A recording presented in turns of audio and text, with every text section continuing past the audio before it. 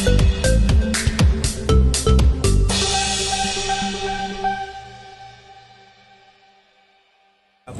kita ada penambahan bukti 3 sehingga total itu menjadi 82 bukti. Terutama lebih banyak bukti itu adalah bukti video, di mana video itu juga video anak-anak, ya anak-anak yang saya tidak perlu jelaskan. Yang jelas semua bukti kita sampaikan dan ada saksi fakta 3 sehingga total saksi fakta menjadi 11. Habis itu ahlinya 3 dan kita juga diminta untuk mendatangkan ahli lagi 1. Saya akan ikhtiar untuk mendatangkan 1 ahli lagi. Jadi ini perkara 82 bukti, 11 saksi, 3 ahli, mungkin tambah 1 ahli lagi. Seperti itu. Ahli apa yang akan didatangkan lagi? Saya tidak boleh sampaikan karena sangat-sangat rahasia dan tidak boleh saya sampaikan kepada siapapun juga. Tapi majelis yang meminta saya mendatangkan ahli di bidang tertentu. Tapi kalau yang tadi ahli psikolog anak, jadi boleh saya sampaikan. Mas Baim tadi pulang duluan seperti apa? Baim ada keperluan yang bersifat dia punya profesi, izin kepada majelis, dia sudah pulang. Bang, balik lagi soal alat bukti, mungkin tadi ada tambahan apa aja? Tambahannya itu bentuk video yang tidak perlu saya sampaikan, yang jelas video itu membuktikan bagaimana adanya sebuah trauma terhadap anak pada ibunya. CCTV kah atau handphone video? Maksudnya CCTV? Ya, Video CCTV atau yang direkam dari ponsel? Kalau CCTV itu kan kamera yang kita ini langsung di videoin, dia aja tertentu. Udah diputar juga dalam persidangan tadi, dan saksinya ada yang lama itu ahli, dan itu adalah ahli konselor anak. Jadi dia yang memberikan terapi terhadap anak supaya tidak trauma, sehingga ditemukan tadi ada delay trauma terhadap anak pada seseorang yang tidak perlu saya sampaikan, seperti itu. Dalam artian anak-anaknya Baim ada indikasi trauma apa gimana, Bang? Kenapa? Dalam artian anak-anaknya Baim ada indikasi trauma apa gimana, Bang? Ya, delay trauma tadi dari hasil psikolog. Apa perilaku apa, Bang, yang Tidak boleh saya diperlihatkan? sampaikan. Yang jelas psikolog tadi menyampaikan dia diminta karena ada trauma.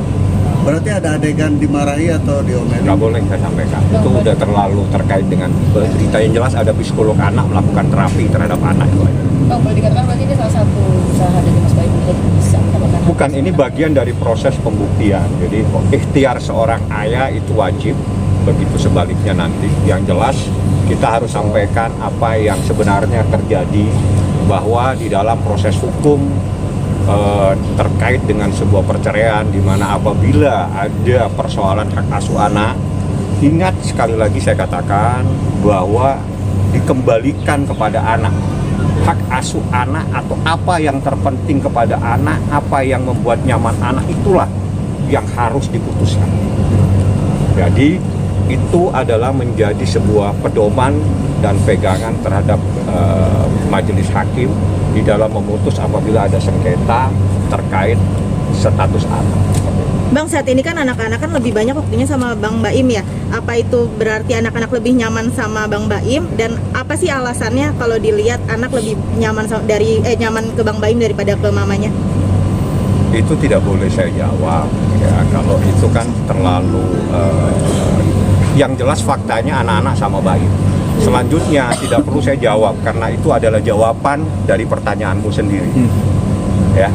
Jadi apabila ada seseorang lebih nyaman dengan seseorang, kira-kira dia lebih nyaman dengan siapa? Jadi saat ini dia lebih nyaman dengan salah satu orang tuanya. Mas, kalau dari Baim sendiri sempat cerita nggak sih anak-anak sempat nangis kangen mamanya, ada kayak gitu nggak sih? Nggak perlu saya jawab karena saya jatuhnya subjektif. Mas, untuk agenda selanjutnya tidak? Selanjutnya nanti ya ini saya lagi ikhtiar mencari ahli. Masih saksi. Ahli yang saya bilang saya tidak boleh sampaikan. Tapi kalau tadi ahli konselor anak saya sampaikan. Nah, tapi kalau ahli lainnya mohon maaf saya tidak boleh sampaikan karena itu diamanat oleh majelis hakim. Tolong carikan ahli. Bang, berarti untuk minggu depan ada penambahan ahli lagi? Ada penambahan ahli. Tadi sebetulnya ada saksi, cuma karena saya lihat sidang kita udah cukup lama, kasihan yang sidang yang lainnya saya ikhtiar tadi majelis kita tunda saja karena ada saksi lagi, tapi kalau tetap kita periksa akhirnya perkara yang lain terganggu, sedangkan yang lain ini mungkin ada persoalan cerai, ada perkara yang lain. Jadi ya udah, kita yang harus lebih paham lah ya, supaya semuanya bisa dilayani secara baik oleh majelis hakim. Jadi cukup 2 saksi, tapi itu pun memakan waktu hampir 3 jam ya sehingga saya tadi. Bang Emi masih buka akses buat Paula Mahkamah. Dibuka terus, tidak pernah, kapan saja kalau mau datang sudah. Jadi supaya lebih nyaman datang aja kapan. Jadi gini, dalam proses hak asuh anak, sekali lagi saya katakan, itu dikembalikan kepada anak. Jadi kalau yang selama ini seakan-akan itu adanya sesuatu itu menjadi hak ibu, itu adalah sesuatu yang sudah ketinggalan zaman. Karena dengan adanya konvensi hak anak, adanya juga surat edaran dan seterusnya, apa yang terbaik kepada anak, apa yang membuat anak itu nyaman, apa yang menjadi dia tenang dan sebagainya, itu disitulah itu anak harus berada. Jadi manakala dia nyaman dengan ayahnya, tenang dengan ayahnya, tidak trauma dengan ayahnya, hak asuh itu harus diserahkan kepada ayahnya. Begitu sebaliknya. Jadi tidak ada keharusan, kewajiban kepada bahwa apabila terjadi sini wajib kepada ibunya. Itu sudah bukan lagi, itu koma sekarang. Bisa diserahkan kepada ayahnya apabila demi kepentingan anak itu sendiri, demi kebaikan, kenyamanan, ketenangan anak-anak itu sendiri, maka hak asuh itu bisa kepada ayahnya. Itu ada sebuah pedomannya, saya tidak perlu sampaikan, nanti dicari saja. Ya, ada jurisprudensinya juga seperti itu. Bang, untuk saksi ahli boleh dibilang boleh nggak sih minta bantuan Komnas dari lingkungan anak? Itu kalau ada persoalan hal-hal yang bersifat Karena ini kan anak trauma. nah itu kan sudah ada ahlinya. Jadi kalau kami sudah menyiapkan ahli, kalau nanti kita meminta Komnas Anak dan sebagainya, itu memerlukan administrasi panjang. Jadi kita datangkan ahli, ya silakan ditanya. Kalau misalnya mereka juga ingin mendatangkan ahli, silakan. Tidak ada sesuatu yang dilarang. Majelis hakim membuka pintu selebar-lebarnya, kedua pihak diberi hak yang sama.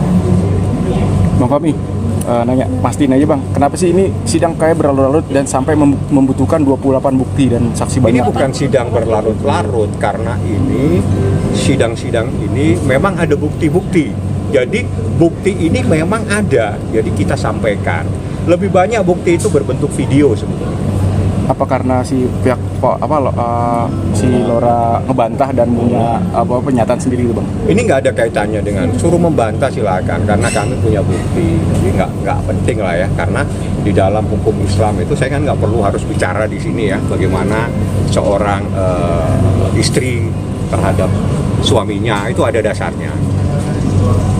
Islam itu memberikan batasan-batasan dan garis yang keras bagaimana seorang istri berperilaku terhadap suaminya.